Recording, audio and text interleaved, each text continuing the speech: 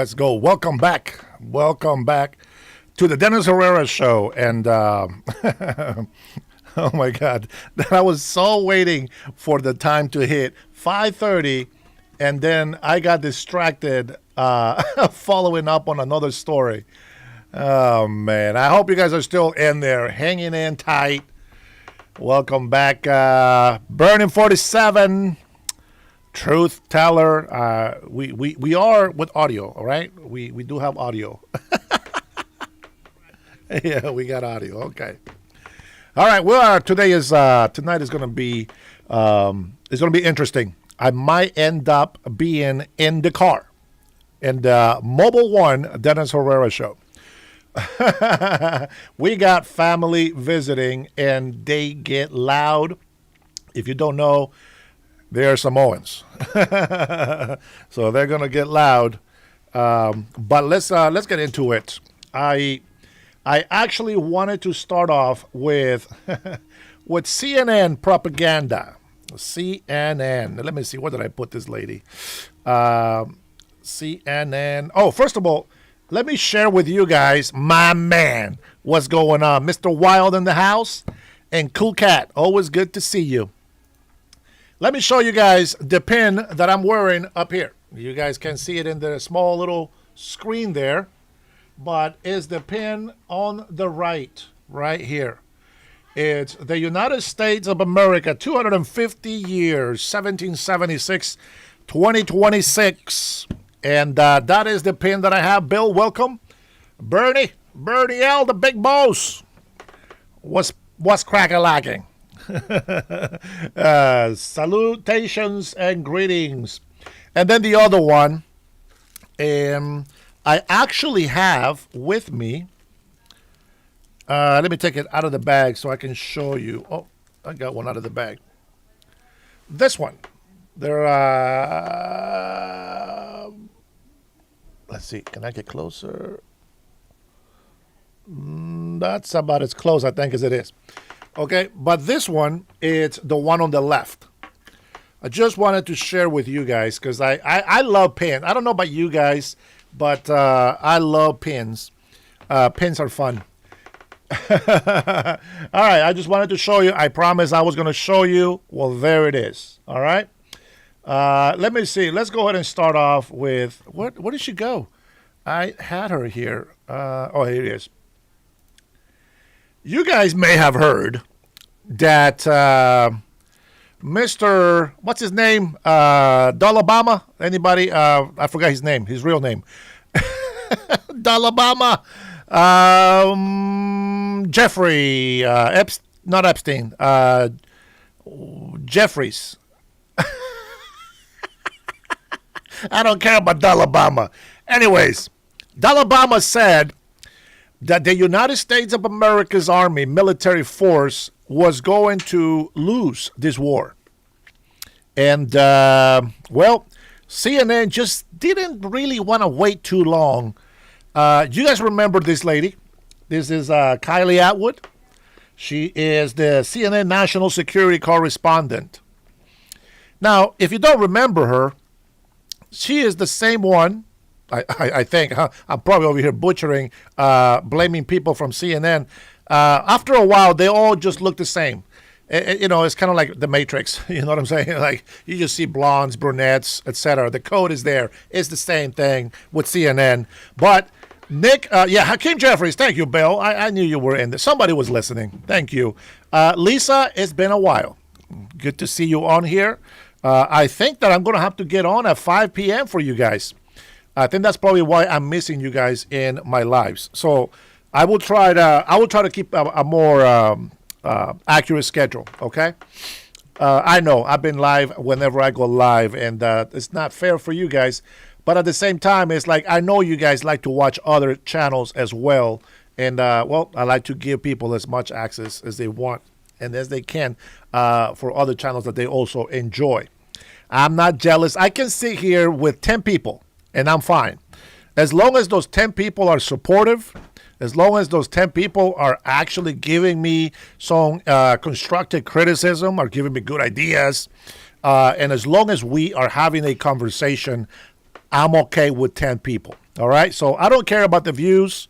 Views are nice if I'm trying to sell something. If I have sponsors, that'd be nice. One of these days, I'm going to get a sponsor that's going to go ahead help me pay my bills every month. Let's take a look. All right, let's go ahead and listen to her. I'm sorry, guys. It's CNN, but I think it's important that we get some base foundation on what we're going to be talking about later, which is going to be what do we think or what do you think about this attacks, this warring that we got going on in Iran? Somebody, yeah, released the Dennis files. Somebody said there was an Asian man that made some predictions that Trump was going to win and blah blah blah. He also made a prediction that that we were going to go to war with Iran and that we would lose. Well, I'm going to go against that prediction, and I'm going to say that we are winning and we will win this war that has been waged on the United States of America. Now, the reason why I mentioned Alabama Hakeem Jeffries. It's because of what he said, that the United States of America was going to lose. Well, let me tell you something. We disagree as Americans. We support our warriors. We don't have sissies in the military. We actually have warriors that are giving the full freedom of being truthful to who they are. Now, that doesn't mean that we're prejudiced against anything else. That just means that we gender affirm that men are males and women are females. That's what we call gender affirming care. That's what I care about. That's what we're going to talk about. Well, not really being the conversation, but all right. You guys are going to have to put up with me for a little bit. This is about 4-minute clip. I had to edit the audio a little bit, get the background music off. But let's listen to the insight that CNN, a non-leftist legacy media, a non-partisan legacy media that always tells the truth. Remember, this CNN supports the United States of America and every single American citizen 100%. They are against illegal immigration. Well, wait a minute. The opposite of all of that. This is CNN. Listen how they talk about Iran. You probably heard it already, but doesn't surprise me. Like any other political system in the world, unlike Iraq or Syria, where taking down the head of the regime made the whole system collapse, Iran is structured for longevity. The Iranian political system is not a one-man show. It is a system. President Trump told the Iranian people to take over your government. It will be yours to take.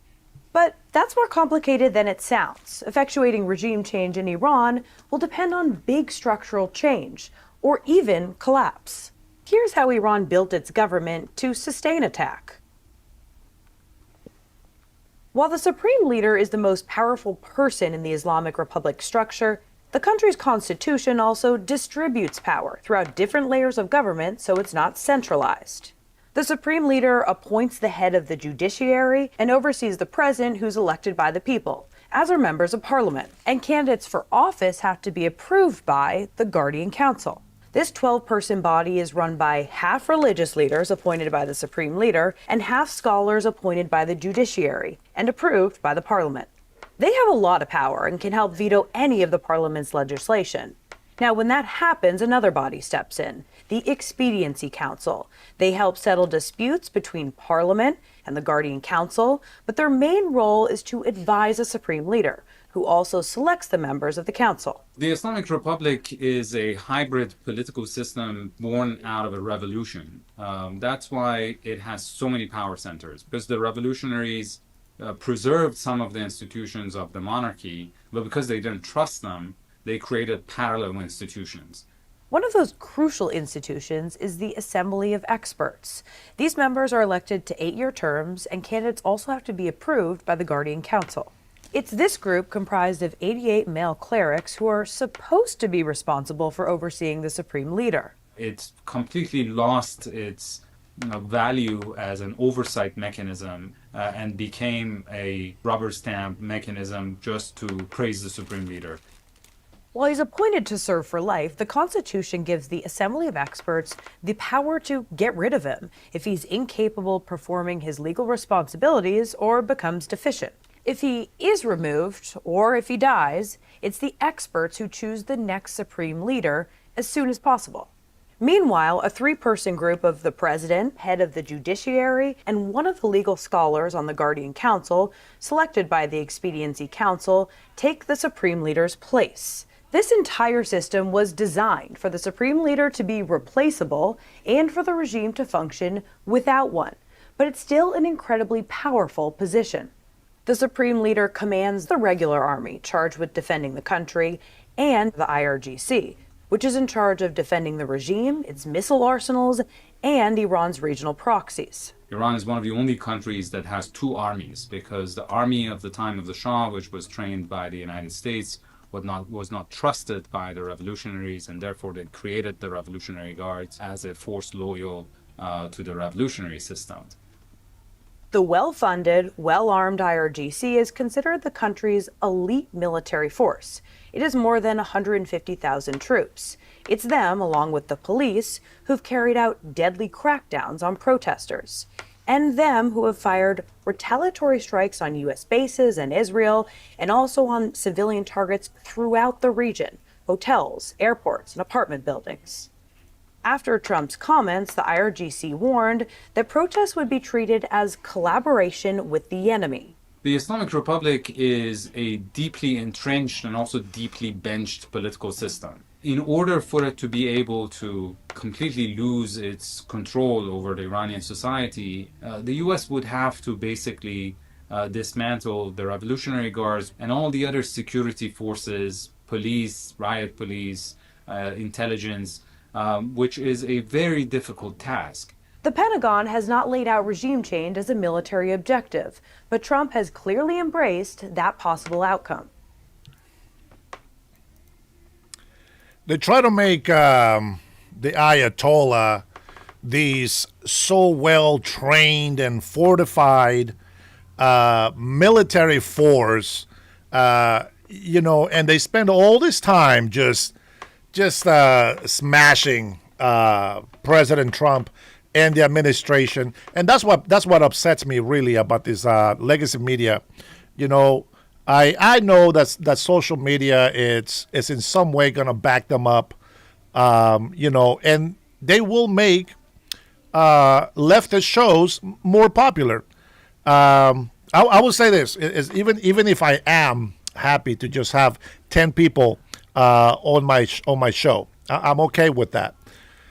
But what's crazy is that I see people who are, and I don't know if maybe that's what attracts the leftist people, but I see people with like very disturbing mental problems, and they got like all these viewers just stuck watching them because they look like animals. They do all this mutilating their bodies and the way that they tattoo themselves, and it's like people their curiosity is more like we can do whatever we want, I guess, and what is right and what is wrong.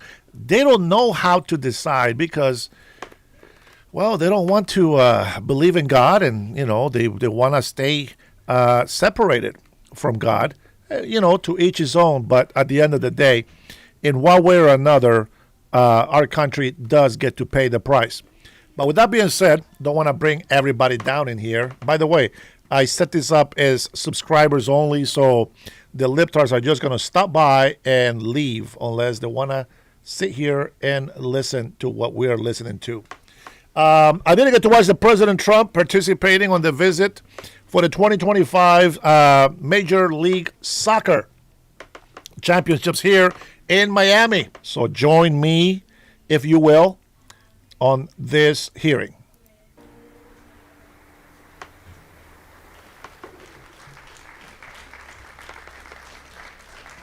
That's great. It's great to be here. Champions. We like champions. We like winners. And we got a lot of them here today. Too many to introduce. A lot of them are political champions, and we don't care about them today, right? Right, Duffy? but we have, most importantly, wonderful people that love our country. And before we begin, I think I will say a few words about what's going on with respect to our operation in the country of Iran. The United States military, together with the wonderful Israeli partners, continues to totally demolish the enemy far ahead of schedule and at levels that people have never seen before, actually.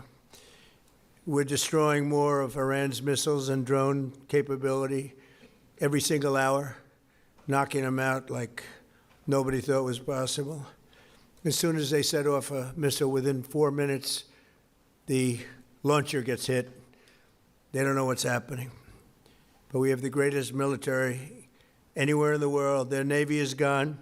24 ships in 3 days. That's a lot of ships. Their anti-aircraft weapons are gone. So they have no air force. They have no air defense.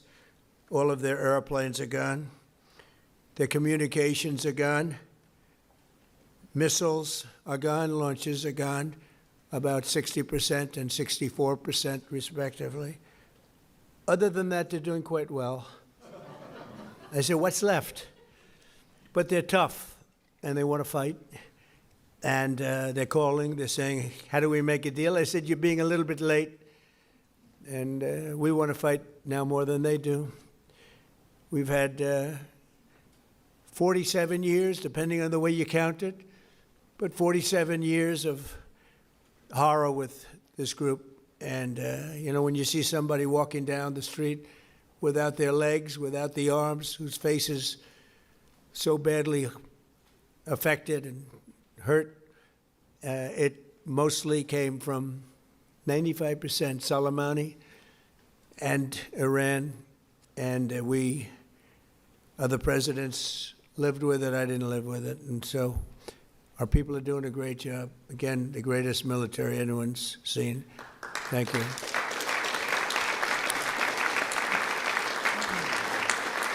Thank you very much.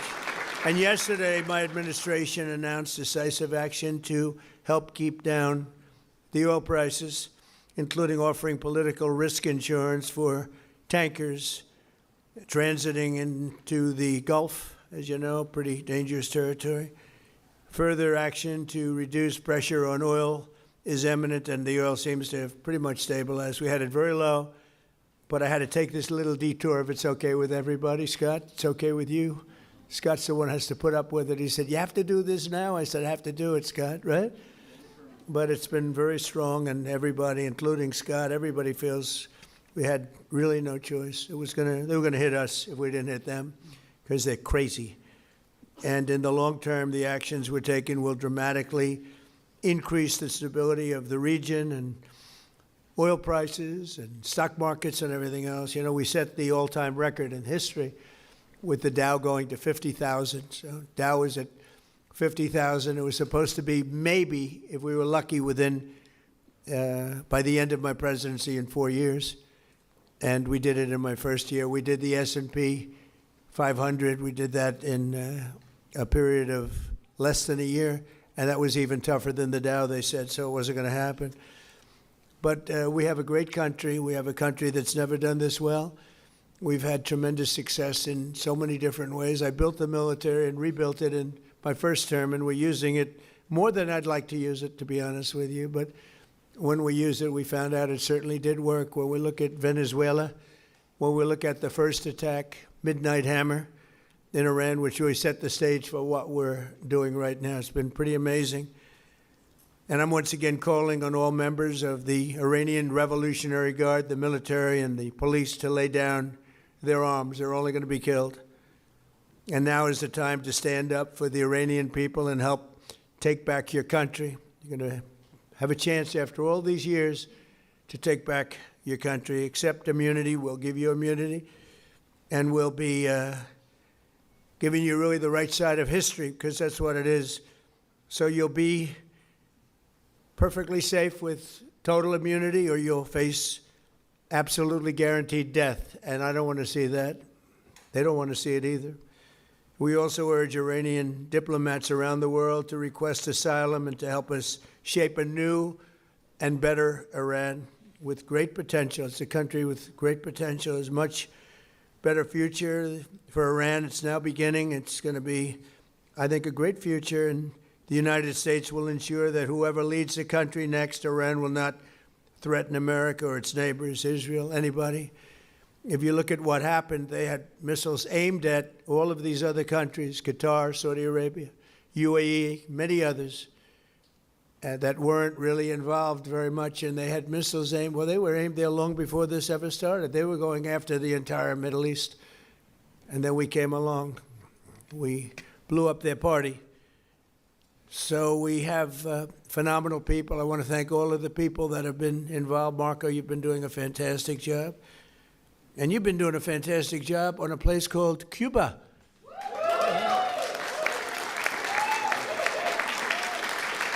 Right? Hi. And A-Rod came in before. I said, hey, do you want to come up to a little award? He's gone to plenty of award ceremonies. Thank you, A-Rod.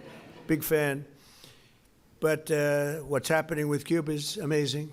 And we think that we want to finish this one first, but that will be just a question of time before you and a lot of unbelievable people are going to be going back to Cuba. Hopefully not to stay.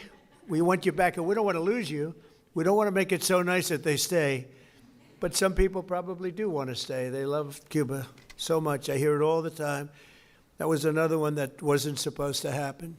Venezuela is going great. It's been stabilized. We have a wonderful person as your president-elect, Delcy Rodriguez, and she and her staff have been doing a fantastic job working with us. We're taking out hundreds of millions of barrels of oil, and it's going to Houston and various other places where it's being refined, and we're sending them back far more money than they've made in many years, and actually very shortly it'll be more money than they've ever made. And Venezuela is working. So we've had a lot of countries in places that truly love, you would say football, I would say soccer, but these are all countries that love football/soccer. And so I think the group likes it. And if you'd like, you could sit. I know I'm a very exciting speaker, but you can sit down if you'd like, okay? I'm looking at everybody standing. I'm saying, let's sit down. Because we're here to honor these great champions, and we want to take our time, right? Let's get to the reason that we're here, and it's a beautiful reason because we're honoring truly talented people. Today we're thrilled to host the 2025 MLS Cup champions, Inter Miami. Great job.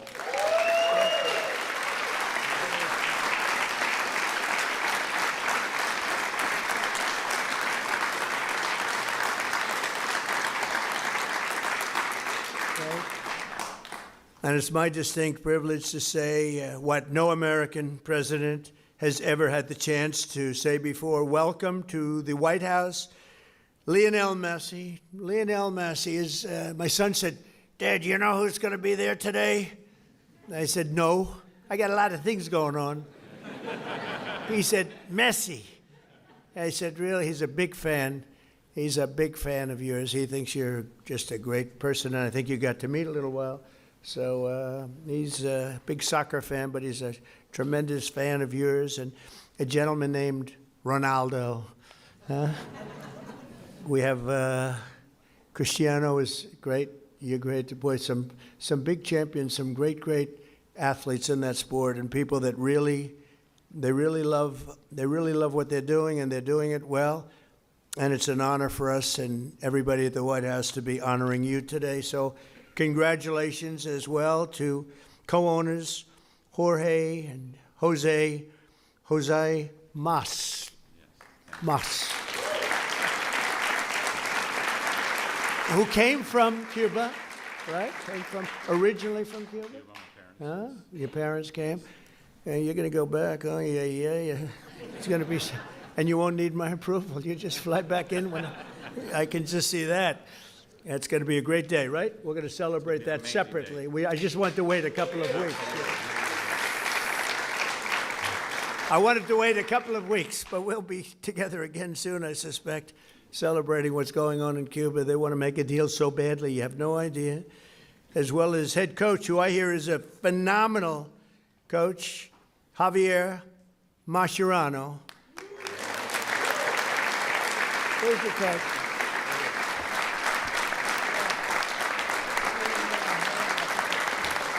I've heard he's a great coach. Well, anybody who wins is a good coach in my book, but I heard you're a hell of a coach. And all of the tremendous players that are just amazing. We're also grateful to be joined by the MLS Commissioner, Don Garber. Don, wherever you're, Don. Stand up, Don. Good job. Good job. As well as proud Miami sports fan, Secretary of State. I'm telling you, he's going to go down as the best Secretary of State in the country's history, Marco Rubio. I don't want him to get too popular. It's true.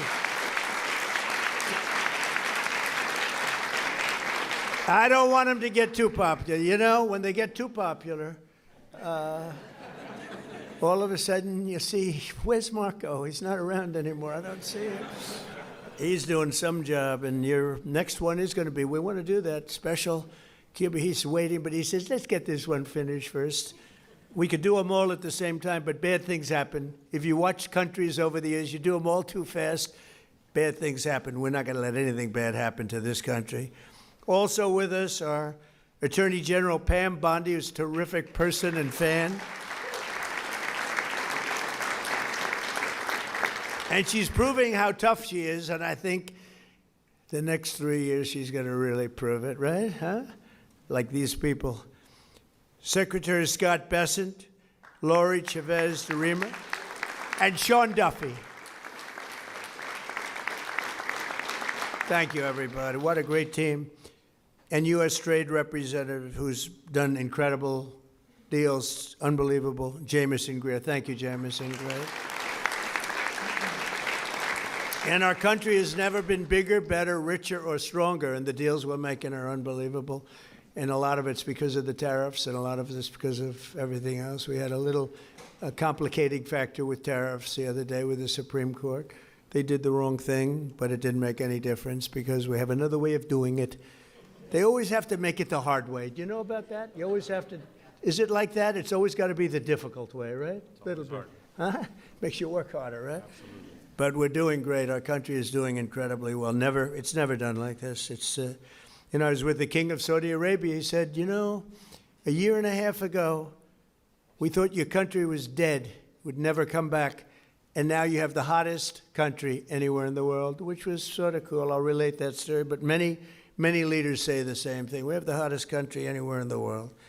2025 was the record-shattering season for Inter Miami beginning last summer at the historic FIFA Club World Cup, hosted for the first time right here in the USA. So exciting. I shouldn't say this because you'll say I'm old, but I watched Pelé play. He played for the Cosmos. Do you know that? And Steve Ross was a great friend. I don't know how many people remember Steve. He was a legendary businessman. He really started cable and cable TV. He was way ahead of time and ultimately passed away tragically. But he started the Cosmos team and he wanted to get some good players. So he started with Pelé.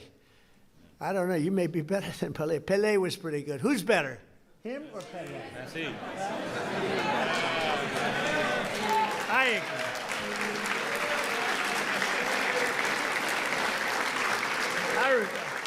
agree. I think he is. But he was pretty good, right? Pelé was pretty good. But it was very exciting, and I went to the games. I'd go every once in a while, but soccer just didn't catch on. And then when Steve got ill, it sort of went away, and then it came back, and now it's just turning out to be amazing how it's coming back in this country. But the Cosmos were a very hot team, playing with other teams that weren't so good. But I got to watch Pelé play, and he was something too.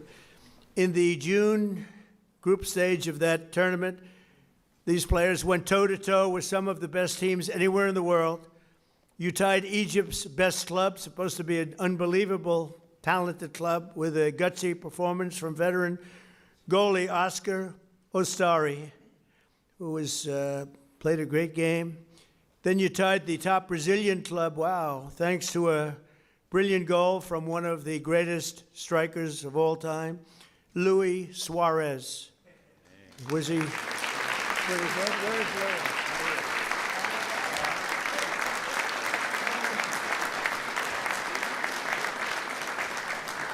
These are good-looking people. Marco, I don't like good-looking men. You don't feel so good about yourself standing up here. Good-looking people. In the 65th minute, Louis gathered the ball around midfield and turned for a vintage solo run, dribbling through the defense, driving past defenders like few people have ever seen before, cutting to his left, hammering home a goal that secured Miami's place in the next round. But no match in the 2025 FIFA Club World Cup was more important than the match against FC Porto. Porto took an early lead, but you came back strong in the 54th minute, tied 1-1. Leo lined up for one of his iconic free kicks.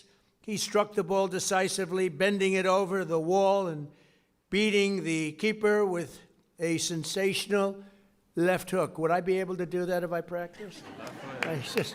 He said, no, I think he's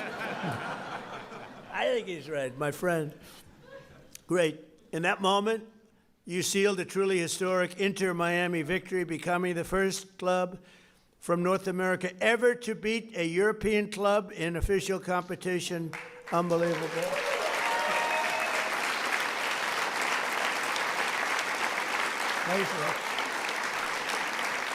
You know, I have to just interject. So, over the years, I love sports, and I've watched my friend A-Rod with George Steinbrenner. I'd sit in his box, just the two of us. He would never have anybody but me. He liked me, right? He liked me, and he liked you. He liked almost nobody. It would be a World Series when baseball was hot. It's not as hot now, I'll be honest with you. They do things wrong. But when baseball was hot as a pistol with George, and I'd sit and I'd watch the Yankees, and he'd have 30 seats, and it would just be me and him. And I said to A-Rod, would say, what was the most difficult thing you've ever done? I said, it's probably sitting for 3 hours with George Steinbrenner watching a Yankee playoff game or World Series game. You know what I mean by that. He was a difficult guy, but he was great, right? He liked me, I liked him, and we both liked nobody else. And that was a good combination. But I have to say this. So I've seen a lot of great players come into the world of sports, and they came in from all different countries, all different players. They've come, in some cases, just from different states. They come to the Yankees, or they come to the Dodgers, or they come to whatever. But I've seen them come in from other countries, and there's such a clamor. Oh, so great, everything's great. But they don't win. This guy won. He came in, there was tremendous fanfare, and he won. You know, right?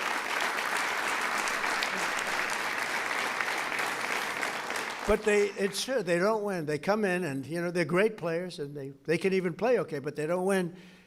And Leo, you came in and you won, and that's something very hard to do, very unusual. And frankly, there's a lot more pressure put on you than anyone would know, because, you know, you're sort of expected to win, but almost nobody wins. They come in, they're great, they're the best in the world, they get paid a fortune. You came in and you won with all that pressure. That's an amazing tribute, so congratulations. Right?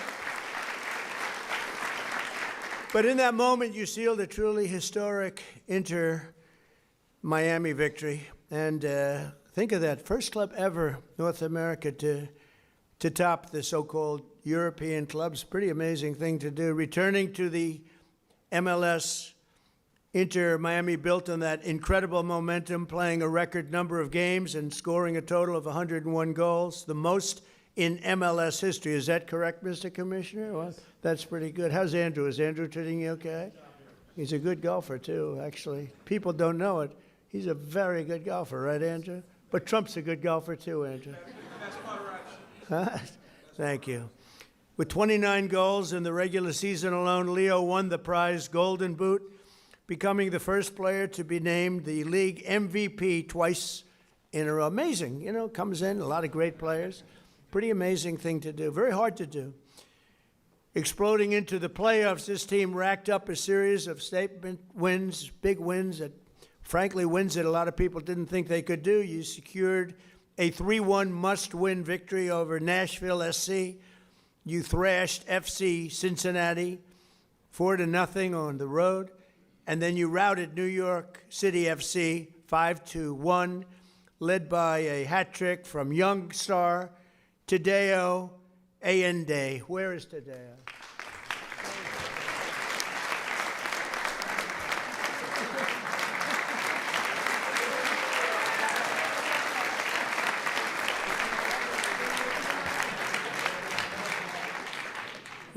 What a group of people.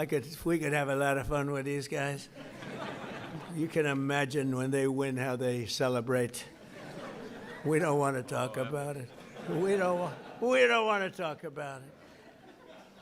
In that MLS Cup final against the Vancouver Whitecaps, the entire team played together as one flawless unit. Just flawless, they say. After Vancouver tied the game 1-1, Leo picked the pocket of a Whitecap defender and sent a pass to the great Rodrigo de Paul. Where the hell is Rodrigo?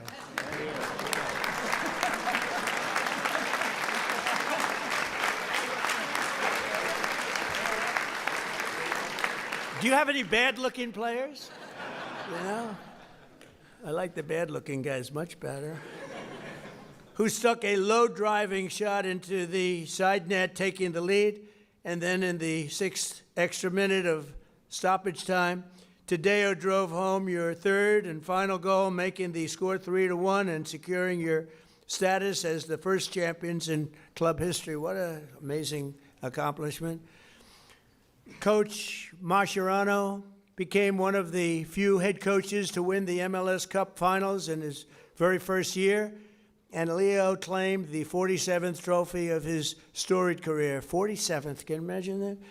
The most of all time. That's the most of all time. So Leo is the reigning FIFA World Cup MVP.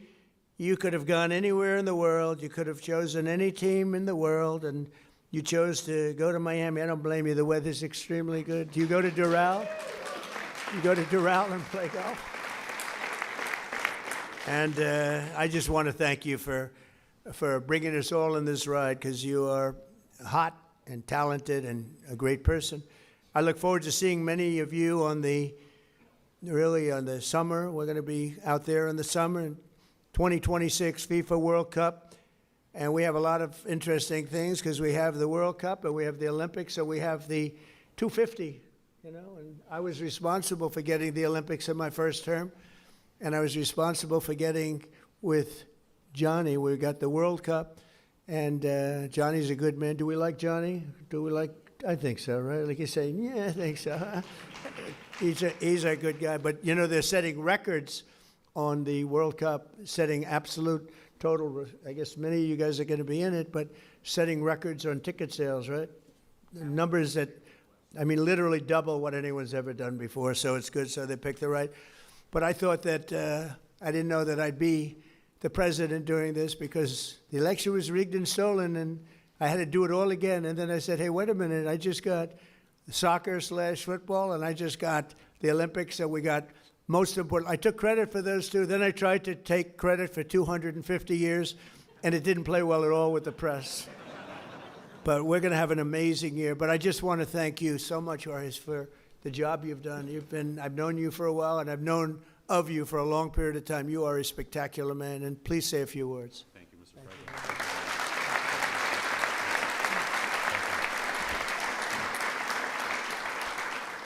President. Thank you very much, Mr. President.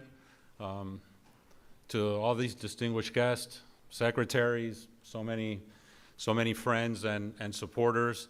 On behalf of myself, my wife Aleida, my brother Jose, and his wife Patty, and my whole family who is here today, with David Beckham, I want to express to you what an extreme honor and privilege it is to be in the People's House, led by you, celebrating in the presence of champions, winners all.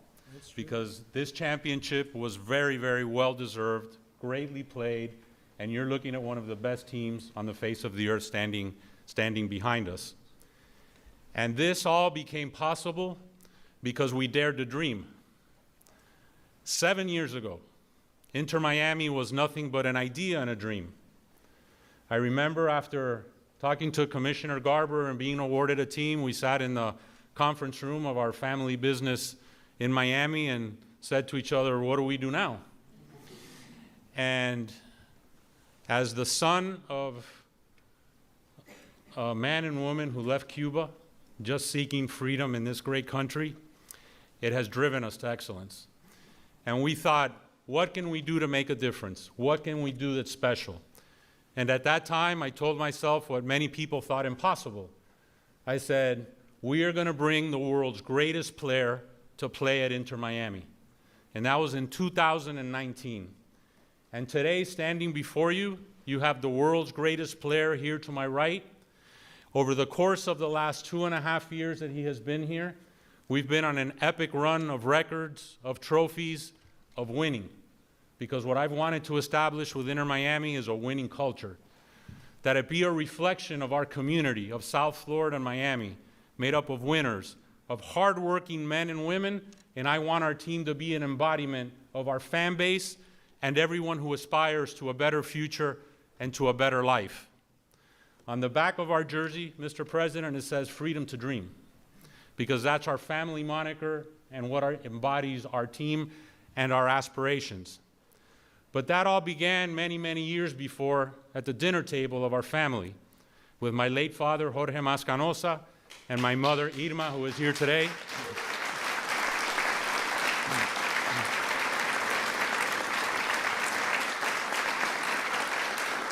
And I speak now in tribute to our parents' generation.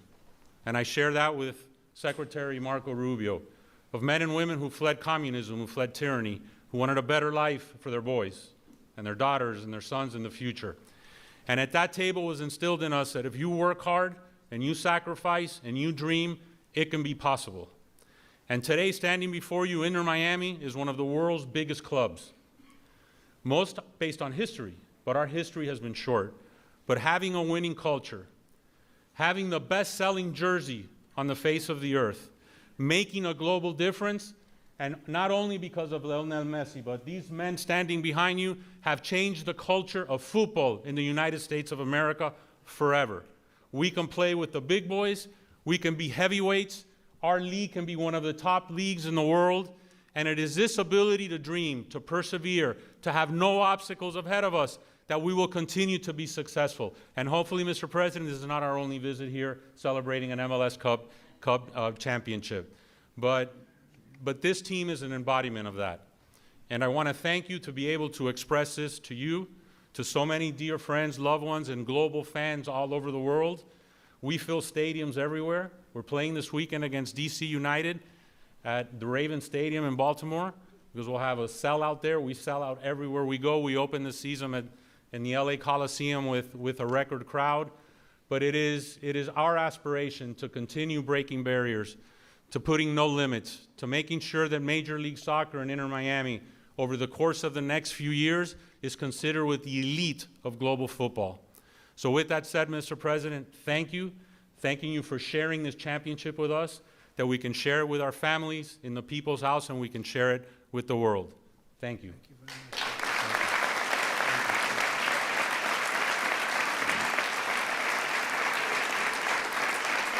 And now we have some gifts we'd like to present to you. Thank you.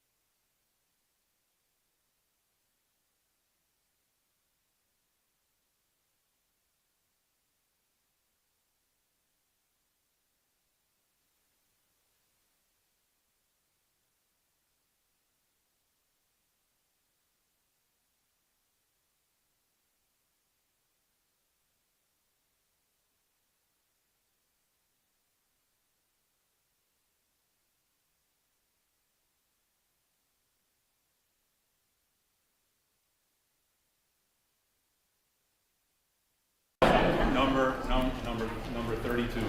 But thank you, Mr. President. Thank you very much. And I want to just invite the team to the Oval Office, very, very special place. It's sort of the center of the world, especially now, but always. It's the center of the world. We have a little present for you there. And anybody would like to come, you can just follow me on down there, okay? You'll see the Oval, and you'll have some fun. Thank you all very much. Thank you.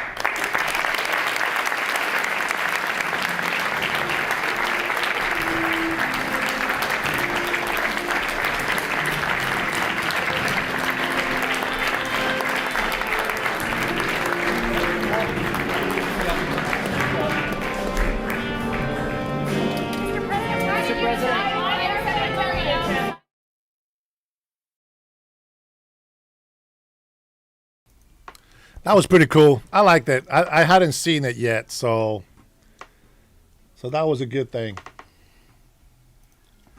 I decided I wanted to see it with you guys. I figure I do subscribers only, so if there is anybody hating on us or Trump, at least they have subscribed.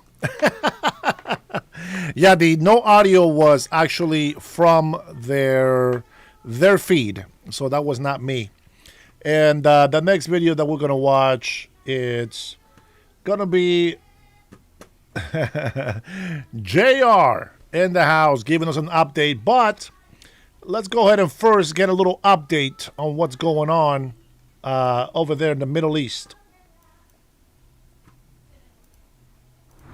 More new video now for you to see. CENTCOM showing Operation Epic Fury strikes in Iran today. The Islamic Republic has now attacked at least 12 nations. And that has sparked fury among those countries that had been at least neutral, if not friendly, toward Iran. Great Britain has been reluctant to directly support United States and Israeli strikes. That's changed a bit since Iran hit a British Air Force base this week. And right now, England's defense minister is in Cyprus visiting that base. American stealth bombers are reportedly expected to land at UK military bases within days to join the fight. Iran also launched an attack on Azerbaijan today. That's the neighbor to the north.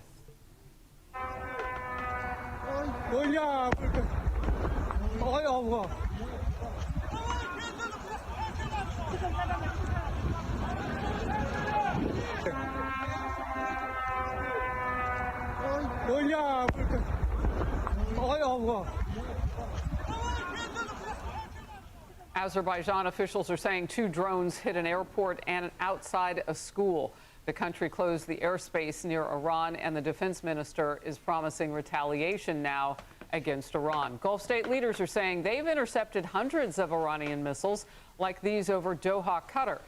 As we have been seeing, some are getting through air defenses. Iran's regime apparently striking indiscriminately, civilian or military. They're blowing everything up that they can. The White House smacking down the suggestion that the U.S. operation was unnecessary. Watch this. Why is it that across the administration you can't say what the imminent threat against the United States was that required us to launch this? I am out here today to explain to you exactly what led the president to make the decision to launch Operation Epic Fury. And President Trump does not make these decisions in a vacuum. This decision to launch this operation was based on a cumulative effect of various direct threats that Iran posed to the United States of America. And the president's feeling based on fact that Iran does pose an imminent and direct threat to the United States of America. Chief National Security Correspondent Jennifer Griffin. Jennifer. Harris, the Iranian strategy is to widen the war and to force the U.S. and its allies to burn through its valuable and limited supply of high-tech missile interceptors, to raise oil prices by threatening ships in the Strait of Hormuz. That is why you are seeing strikes in Turkey and now Azerbaijan. The international airport, as you mentioned, hit in Azerbaijan, and just moments ago, explosions in Abu Dhabi near Zayed International Airport. The UAE has been hit more than any other Middle Eastern ally. Qatar Qatar today said it intercepted 13 Iranian ballistic missiles. Bahrain faced 124 drones in the last 24 hours, destroying 88. The rest, we're told, fell in the water. There is some concern that Iran is holding back firing some of its ballistic missiles to extend the length of the war. This new video from U.S. Central Command posted overnight shows U.S. forces striking some of Iran's mobile missile launchers. Iran, however, has built large underground sites to store and launch their ballistic missiles from. These underground cities that you can see from video that we've obtained from January 2025, it's welcome news that they are still using these underground missile launchers for the U.S. military, which has the ability now to drop large 2,000-pound bombs and even bunker busters to destroy these vast underground missile cities, if you will. Iran has more than a dozen of these underground sites, we have learned. In a historic first, the U.S. used in combat for the first time, something you're seeing right here. These are long-range precision strike missiles called PRISMs, which were developed to replace tactical ballistic missiles. They fly at incredibly high speeds and can hit time-sensitive targets. They fly hundreds of miles further than the ATACMS, which the U.S. military had used, and they only had a 186-mile range, still pretty far.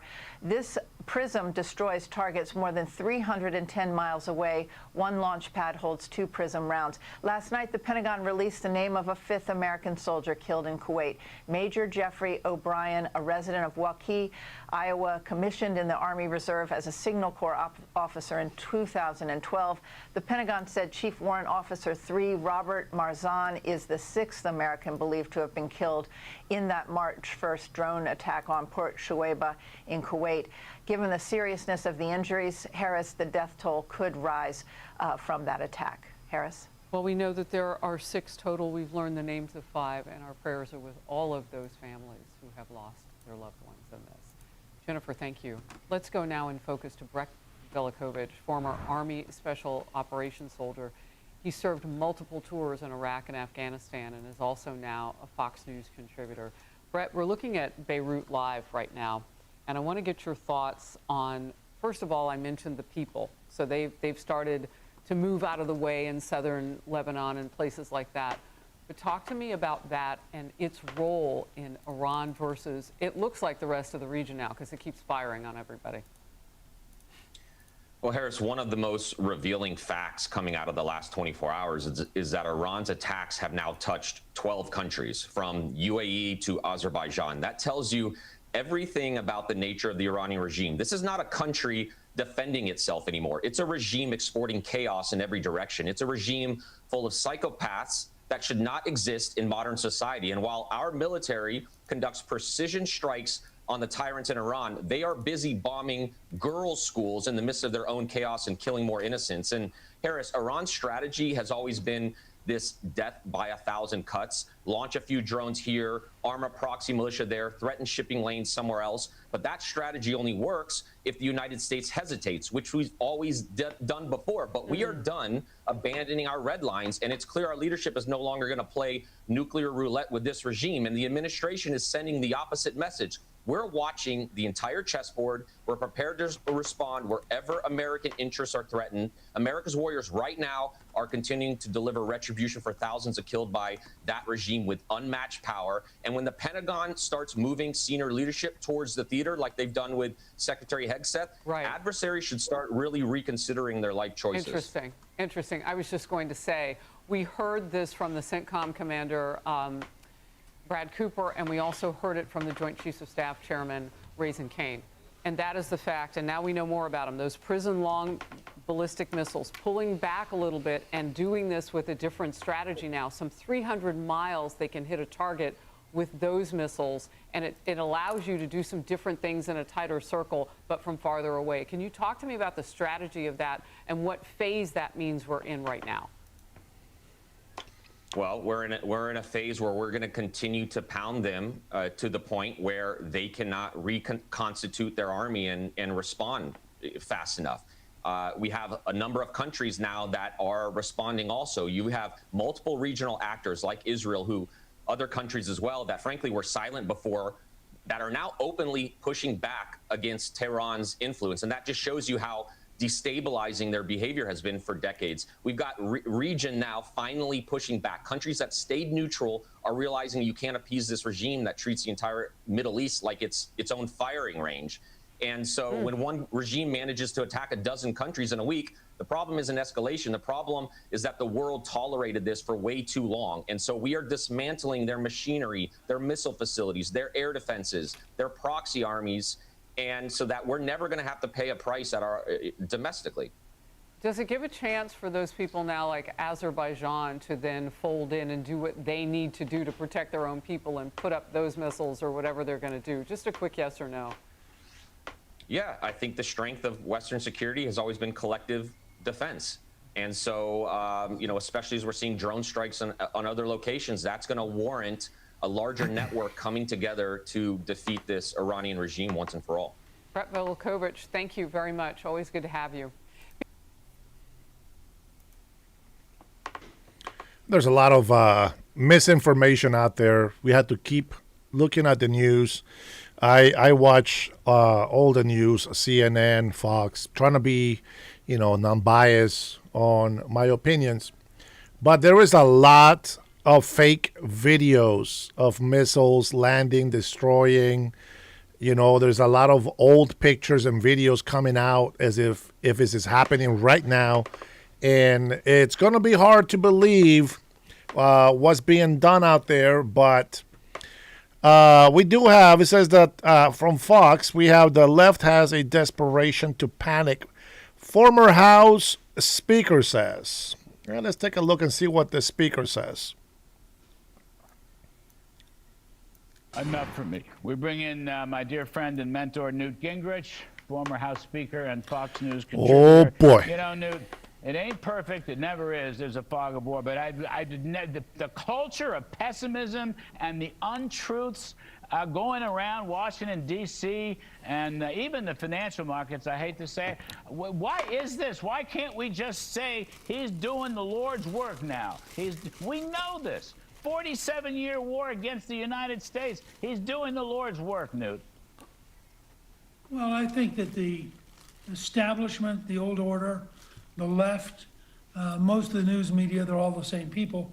They have a huge vested interest in propping up Iran. Remember, Obama sent Iran $1 billion in cash at one point. Yeah. The desire on the left to somehow, maybe because the Iranians hate us, maybe it makes left-wingers feel good to have the place where the parliament chants death to America, which they did as recently as 2 weeks ago. But the fact is, President Trump has now taken one of the great gambles in American history. He has decided, after a war which the Iranian dictatorship declared in 1978, 1979, that period, when they took over, the Ayatollah Khomeini, who was their founder, said the United States was the great Satan and Israel was the little Satan. And they went to war with us almost from the day they were in charge. They seized our embassy illegally. They kept our diplomats as hostages for 444 days. They deliberately went out to kill the Marines in Lebanon. I mean, we've been at this with them over and over, and our presidents normally have flinched and backed off and temporized. I'm very, very excited by the fact that we have a president who has said enough. Now, we'll see in the next few weeks. I have no doubt that the amount of air power that Israel and the United States are bringing to bear, the fact that they now have almost total control of the skies over Iran, which will make their ability to prosecute the campaign dramatically easier. And your point's right. I mean, once the U.S. Navy shows up, they're going to have to worry about speedboats, they're going to have to worry about mines, and they're going to have to worry about weapons that are fired from caves that are dug in deep. But over the course of a week or two, they will dominate all of those. They will chew them up, and we will, in fact, be able to provide safety. We did this with Reagan. Reagan took the Kuwaiti ships, put American flags on them. Right. The Iranians hit one American frigate, and within a few days, Reagan had destroyed 1/2 of the Iranian Navy. Now, Trump's going in to finish the job, and as you'll notice, the Iranians were shocked an American submarine, for the first time since 1945, actually sank a warship with a torpedo just yesterday in the Indian Ocean, and also sent a signal. We are coming after them everywhere, and we are going to defeat them. I mean, it's just part of this culture. It's just a retired Navy admiral who's teaching school at a left-wing college outside of Boston, coming up with a hypothesis. You don't think the military understands all that? Our military, they're so far ahead of that. I mean, they've practically destroyed the Navy, the Iranian. There's a couple motorboats left. That's terrific. And they're going to escort ships. We're going to help out with the insurance rates. All that stuff should be so obvious. But the bigger point is, Newt, this stuff. Now Trump, in day 6, is launching a forever war. What? The forever war was 47 years, as you just pointed out, against Iran versus the United States. That's a forever war. Yep. Trump is ending the war. He's not starting it. He's ending the war. That's not a small thing. I don't know why. And then the second point, which is even less important, but this business about the war power, it's unconstitutional. Trump is in compliance with the War Powers Act of the which, by the way, as you well know, most presidents have totally ignored. Trump has actually briefed people. He's notified them. He's continuing to brief them. He's in day 6. He's got at least 60 days as commander-in-chief, and then another 30 days to disengage if that's what you see what I'm saying? They're just patent falsehoods and lies attacking him. I think everybody on the left who wants to attack this should be asked a simple question. Since 1984, the United States State Department, every year since 1984, has said the Iranians are the largest sponsors of state terrorism in the world. Right. They tried to kill President George H.W. Bush. They've tried to kill President Trump. There's no question about this. Now, if somebody's been the leading sponsor of terrorism since 1984, by their own definition, they've been at war with us since 1979. It seems to me fair to say that a president who has the guts to end it is, in fact, doing historically an extraordinarily important thing. And the fact is, we will get the Straits of Hormuz under control. We will get back to exporting oil. And as you pointed out, because of our policies of drilling, we actually have a tremendous amount of oil available and natural gas available. And everything will balance out. So, but I do think there's a desperation on the left to panic, whatever Trump does. I mean, if Trump went on a picnic, they would panic. Right. If Trump were to go ride a boat down a river, they would panic. It's where we are currently in our politics. I mean, what is it? Yes, you're right. It's a culture of negativism and pessimism, and yeah, it's a Trump derangement syndrome. You know, Newt, it's like, why can't somebody on the other side of the aisle, in the newspaper, just give him a chance? Let him give him a chance. Fetterman is the one Democrat. 100%. Yes. Fetterman's come up again and again and has actually made sense and broken with the herd and talked about why this is so important. And my guess is tomorrow you may have a number of Democrats who vote no on the war powers vote because they know better. There won't be a huge number, but it'll be a big enough number that it will enable us to defeat the bill in the House. So, you know, it's time for us to have the courage to look people in the eye and say, do you really want Iran to win? Do you really think having people who've been trying to get nuclear weapons and who promise to kill you? Now, this is not complicated. When people say death to America, what do you think? You know, you ought to ask AOC, what do you think the term death to America means? Now, of course, on the left, they would say, well, it actually is a sophisticated psychological reference to a large purple banana and should not be interpreted as meaning death to America, because, of course, nobody would say death to America and mean it. I mean, these people are crazy. Yep. Well, Newt, you put it well. These people are Democrats. That is crazy. That is crazy. You know, I want to play the JR, but let's go flow. Let's go flow. Robert, how are you, my big bro? Oh man. All right, let's listen to a couple of people going off on Kristi Noem. Let's take a listen. Let's take a listen.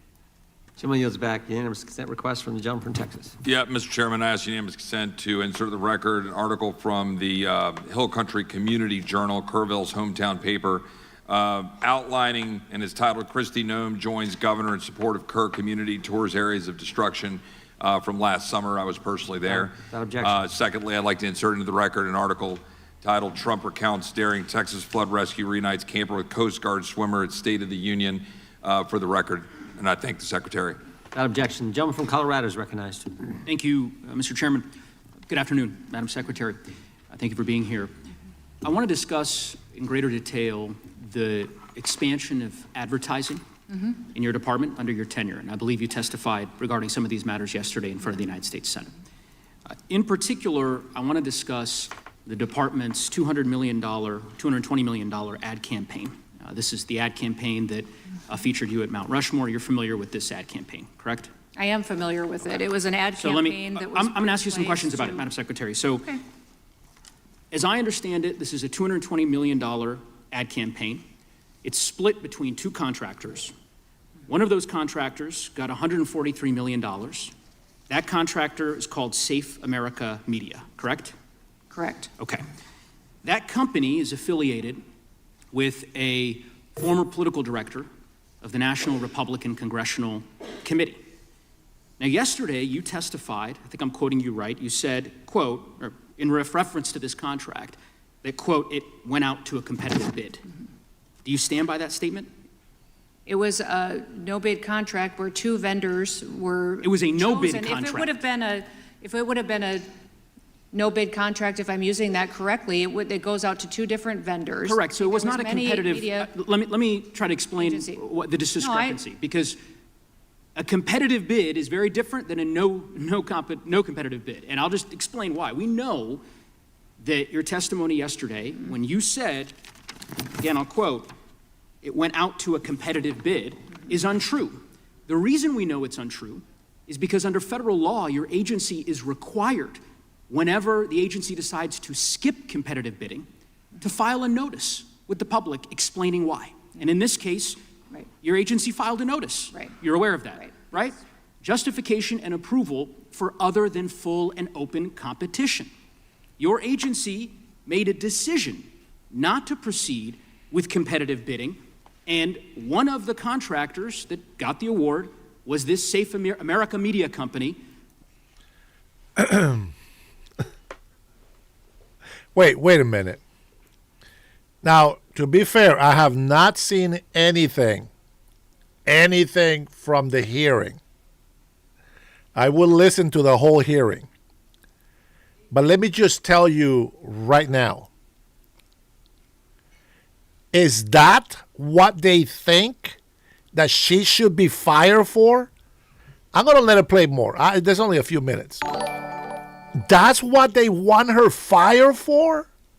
I mean, Democrats care about that? Really? For Pete's sakes. That received $143 million. Many right? vendors got the chance to look at that contract and to participate in it. Well, so that is why the two of them were that's chosen. Inaccurate, Madam Secretary. I'll read from the notice from your agency. Given the immediate action to significantly reduce illegal immigration and border crossings, DHS identified 4 companies, 4 of the hundreds of thousands of companies in the United States. So? You identified 4. One of those is this Safe America Media Company. Where is Safe America Media headquartered? I don't know. I don't know either, Madam Secretary. We can't find it. We can't find a website. We did find an address that's registered for this company. Do you know where that address is? Is there a problem with this contract? I'll tell you about it. According to Madam law. Secretary, the address is registered to a political operative. Madam Secretary, the company, and then I'll give you an opportunity to respond. The company is registered to a political operative in Virginia. do you know, just by way of example, whether this company that received $143 million in taxpayer dollars, has it ever done work for the government before? I don't know. I can't. The answer Doesn't have is to. it has not. And do you know why we know that? Because it was incorporated 8 days. 11 days before this contract went out. You want the American people to believe that this is all above board? Yes, that $143 million of taxpayer money just happened to go to this one company that doesn't have a headquarters, doesn't have a website, has never done work for the federal government before, and is registered, apparently, or attached to a residence from a political operative. And of course, one of the subcontractors of that contract, as you know, is a political firm that's tied to you back when you were governor of South Dakota. The reason why I ask these questions is that this is taxpayer money. And I presume, I don't know this for a fact, but Senator Tillis noted yesterday the way in which your agency is blocking the Inspector General from 11 different investigations that it is trying to conduct. I don't know if this happens to be one of them. I certainly hope it is, because eventually the facts will become public in this regard. And there are serious laws implicated, conflict of interest laws, federal procurement laws, that I believe All merit... followed. All done correctly, What all was it? done legally. All done correctly. 14 billion impressions from that the- marketing campaign. sure. It was money spent in this country and in 8 different countries that illegal migration was coming from. Madam Secretary, Overwhelmingly yeah, effective. we all $49 understand the billion. argument that you've made, that somehow this ad campaign on Fox News of you at Mount Rushmore has led to millions of people self-deporting. You're Why do you- using why do you think millions that of they did dollars of self-deport? Had they taxpayer not known? money in this way. It is fraud, and ultimately, I think there's going to be accountability. And I yield back, Madam Can I speak to the idea? So Democrats care about deporting illegal immigrants. Well, let me tell you why I have a problem. And yes, I am defending Republicans. I have a problem with this because Democrats don't seem to have a problem with over $19 billion of fraud in Minnesota. I'd like to know how they found time to go and investigate this ad campaign. Think about it, an ad campaign that has been successful. They pay more for, insurance companies pay more to advertise in the Super Bowl. 174 million taxpayer dollars compared to $19 billion in fraud from Minnesota alone, not including Washington, Oregon, California, Idaho. You're going to tell me that Democrats actually went and investigated some sort of fraud, some sort of monopoly, some sort of, illegal action on a campaign. You're going to really tell me that they actually care? Regardless of what they think this is the problem, if President Donald Trump denies ever knowing about this money, the reason why President Trump may have approved it is because he has full confidence on his whole team. Now, I will tell you this. If this was the reason why people think that President Trump fired her, I don't think so. Because if this was what the Democrats are making it sound like she stole the money, like she embezzled something, like she was using some personal company, political person, it doesn't matter. It doesn't matter. It's successful. Millions have deported, self-deportation, because of the ad campaign. Do I think it's okay? 174 million? Yeah, probably not. But I'm not going to cry about it because over 2.5, almost 3 million illegal immigrants self-deported. I will consider that a win any day. Now, I'm not excusing her completely. You still got to follow the policies and the procedures. Now, here is something that I was told, and you guys know Adam. Adam comes into this chat sometimes. The truth that Adam told me was this. Remember this, Dennis. You're going to run for governor in Washington State, and you're going to run as a Republican. You are going against overwhelming odds. Washington State, it's so blue, there is not a chance for purple. And you know what? You better make sure every single dollar is accounted for, because they will audit you and investigate you 10 times more than they do their own Democrats. And that's exactly what I see right here. Just in this one clip, I'm getting very excited about things. I'm very passionate about everything that I believe. So, could I be wrong? Sure. Whatever. But the point stands. The campaign was successful. Still successful. These guys don't investigate. They protect.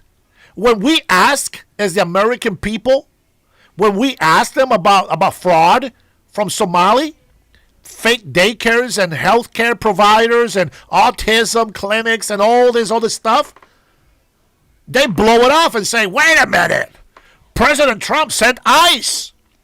ICE. Shut the hell up. This is what I'm talking about. If the Democrats want us to have a legitimate argument that we can have back and forth, be fair. Look at both sides. Tell me that you really care about serving the people. But the only time they rise against things like this is when we're doing something to protect America. Why don't they have that much passion to go after this fraud who is protecting foreign pirates? It is unbelievable. Unbelievable. Let me see what she says. Sometimes I think that these people just don't know how to talk back. You know what? I will probably find myself in the same situation as these people. And they're going to get on my nerves. And they're going to get under my skin. And I don't know if I have the patience that Marco Rubio has. I will ask him for some advice, because I will go off on these chumps who went down to El Salvador to protect a criminal, gangbanger, a illegal immigrant who is a citizen of El Salvador, use our taxpayer dollars to defend him in court, and they call him a Maryland man. Shut the hell up. Don't listen to them. She was not fired. Well, Dennis, how do you know? Oh, man, I don't know. I think I would know when somebody gets fired, they don't get a letter like this.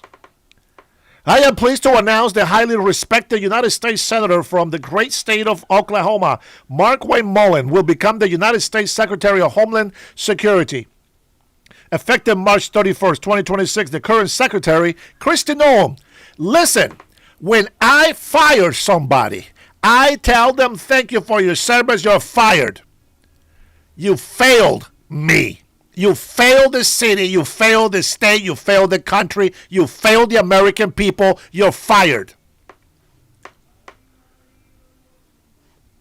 The current secretary, Kristi Noem, who has served us well and has had numerous and spectacular results, especially on the border.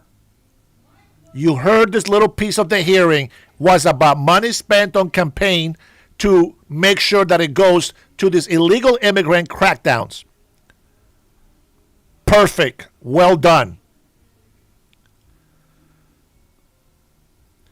Will be moving. She's not fired.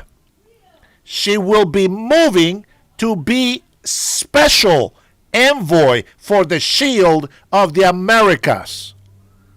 Don't bite into the propaganda from the left. I am a little bit ashamed of some of our patriots in here biting into that stupid propaganda that they have on the left. Listen, I am trying to gather patriots, not flakes. You have to understand something. They have their backs, but they have their backs in fraud, waste, and abuse. Let's not be those people who joined their club. We just can't do it. They have brought so much negativity against us for standing for our country that we are not We are not going to fall into that. Everything that he just said, I wish that he would say about the Democrats that went down to El Salvador to protect an illegal immigrant. That's what I would like to know. That's what I would like to see. And no, I don't spread fake propaganda. You can kiss my ass if you don't like what I'm saying. But I don't spread fake propaganda. Defending my American family does not make it a propaganda. Do not come over here and insult my intelligence. You want to bitch and complain about the economy? Talk to your local Democrats. You so-called heroes, the governors, the mayors. Why don't you guys ever mention these sons of bitches? Ever. Not once. Not once. Who do you hold accountable? At least hold yourself accountable. I'm not going to stand here for this horse shit. You understand? We are not that kind of Christians. We are not soft. No, Republicans are not in control. Americans are in control. And I'm glad that God has so much mercy and love for us because I can't handle it. I get tired of defending people that keep trying to drown me. Here's a life jacket. Save yourself. That's how we're going to do it. That's how we're going to do it. How many times have I spoken to this? Well, you know what? Maybe people that don't come into my channel every day. I get it. I get it. Tell me, what am I supposed to do? Should I say something bad about Trump when the Democrats overwhelmingly, over 150% of the time, they're talking negative, lies, complaining, bitching, pointing fingers at President Trump at every single step that he takes? You think that I'm going to join that talk? If anything, you can blame your people for me defending Trump so much, for me defending the administration so much. There is nothing that I have heard from any Democrats except hate, not just for the president, but for every single one of us Americans who voted for him. How many leftist Americans and illegal immigrants from all over the world go against us, coming in here, calling me a coconut, trying to be white, because you racist people out there think that being American means to be white. How retarded are you people? How retarded? Even if the Republican administration is messing up, I will always refuse to join you, the hateful people on the other side. See, a lot of us Democrats and Republicans and independents, not only migrant Hispanics, but Asians, Native Americans, blacks, etc. We come together in this group and we stand for America first. We know that we need relationships to be strengthened with the right people in other countries. But you, the leftists, the crazy people who put illegal immigrants before American citizens, you don't understand. You lack wisdom. You lack common sense. I wish that you could come up with a plan to help the economy. Instead, all you do is bitch about it. Tell me something. Why are you against tariffs? Oh, tariffs is a tax, Dennis. It affects the economy. Shut the hell up. You know what I want to hear? I'm against tariffs because it's a tax that affects the consumers. And I am also against the taxing of the governors and the mayors and the Democrats who are destroying our economy, local economy. It is not the president's responsibility to make sure that every Democrat government can wipe their own ass. It is not the president's responsibility to keep peace in the world and also hold your Democrat hand so that you can run a budget.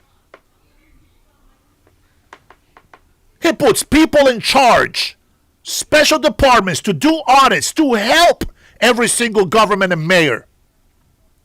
And what do? They go on their propaganda. They go on the little rhetoric, defending criminal illegal immigrants, forgetting about the American citizens from being safe. This is who you want me to get sided with. F that. F that. That's not how it works. That's not how it's going to work. What is it that you guys said? Oh, I voted for the lesser evil. Well, I don't vote for nobody if they're both evil. You don't people that want to talk immigration, you can't win against me. You can't. Because unlike all you wusses out there, I actually had to go study how to do my own stuff. I've been emancipated since I was 15 years old. If you don't know what emancipated is, go look it up. Man, just light me up. Man, just wait. We're not even campaigning. I'm telling you right now, man, we're going to... I don't want you to take this seriously or literally, but we're going to burn Washington State with the great righteous fire. The fire of justice and fairness. For who? For the American citizens, for Washingtonians who actually belong in this state. That's what we're going to fight for. I warn you leftist libtards, the more you push us, the more we fight. That's how it works. Just because we have been staying quiet for a very long time, we are more pissed off that because we have stayed quiet, you guys have gotten a lot worse. Americans, I can tell you, do not have their freedoms as they once did. You know who owns the Constitution of the United States of America? You know who has your rights? Your balls in their hands? Illegal immigrants. That's who.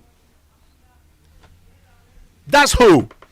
They own the Constitution of the United States of America. And if that doesn't piss you off, I don't know what will piss you off. They treat your children like garbage. They mutilate. They abuse them. They lie to them. They turn them into traitors against their own nation, against their own people. I do not stand for that. Everything that I stand is for the best of this great nation of the United States of America. Because this is the only country, as you can see right now, that is standing against Iran. China, the country who abuses children. The country who has no regulations, which is why they get away with doing everything that they do. And those Americans who are against tariffs, that support importing junk from China and not the United States of America, you are guilty of those children being misused and abused. You are responsible for those children being taken advantage of. You are responsible for the CO2 that they send into the atmosphere. You're responsible for every regulation that we have to follow, but they can break any time. You are nobody to come over here and tell us that you're better than us.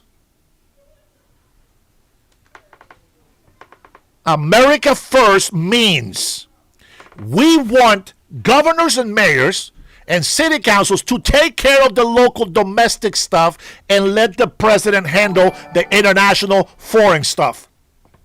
I'm so excited. I'm so happy about Marco Rubio. So excited about Pete Hegseth.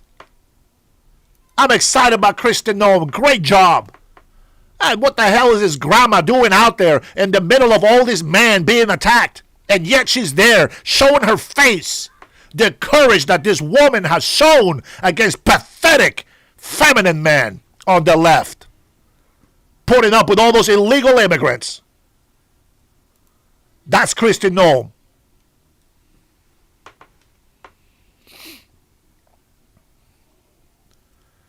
I'll check it out. Thank you, Cardenech. I'll check it out. Yes, you can.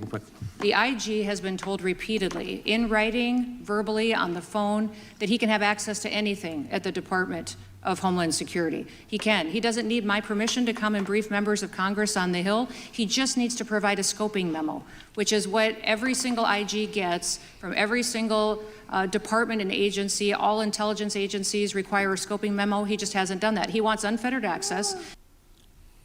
And what is wrong with that answer? I'll raise my case.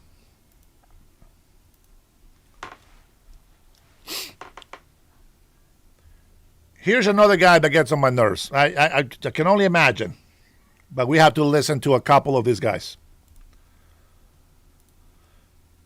ICE is obstructing state and local criminal prosecutions. I wonder how this is going to go. But you know what? I want to hear the truth. I want to see what's going on. Okay? Even if it's coming from the mouth of the snake, I want to pay attention. I want to see it. 8th 2025 article entitled "He Faced a Possible Prison Term for Assault. Instead, He Was Deported." A December 26th article entitled "As ICE Ramps Up Deportations, Texas Prosecutors Say They're Losing Key Witnesses in Criminal Cases." Objection. A July 12th article entitled "ICE Deportations Are Derailing Colorado Criminal Prosecutions." Objection. A January 26th article entitled "Prosecutors Stunned as ICE Let Suspect in $100 million Jewelry Heist Leave U.S." Objection. And a February 13th article entitled "Father Who Found His 11-Year-Old Murdered in Texas Nearly Deported by ICE Before He Could Testify." Objection. Thank you, Mr. Chair. Gentleman from New York is recognized. Thank you, Mr. Chairman. Secretary Noem, about 3 weeks ago, you stood at a press conference and said, and I quote here, "When it gets to election..." Which, by the way, I believe this guy right here should be fired a long time ago with a lot of Democrats in Congress and the Senate. Election day, we've been proactive to make sure we have the right people voting, electing the right leaders to lead this country. We all know what you mean and meant by the right people voting to elect the right leaders, but I want to narrow in on a different part of it. What proactive measures have you taken to make sure that the right people vote for the right leaders?